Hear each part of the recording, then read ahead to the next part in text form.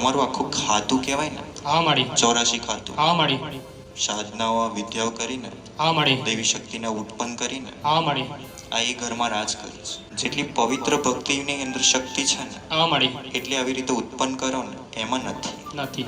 આજે તમારા જૂના વડીલોનું જે પણ છે ચાલતું આવ્યું છે. હા માડી હવે પહેલાના સમયમાં એવું તામસિક ગુણ જેવું બી આપતા હા માડી અને પોતે બી ગ્રહણ કરતા. હા માડી ગળે અમારા વડવા જે કરીને ગયા છે એ દિશા પર ગળે બી ચાલીએ જ છે.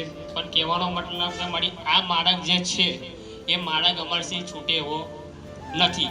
એ માળકની અંદર હવે તને જે રસ્તો દેખાતો હોય, કારણ કે આ વસ્તુ કદાચ છોડવાથી આખું સમાજ ત્યાગ કરવું પડે. હવે તારે તારી દેવી શક્તિને રાજી કરવા માટે તારે સમાજ છોડવું પડે, ઘર છોડવું પડે. હા માડી જેને રાજી કરવું હોય તો.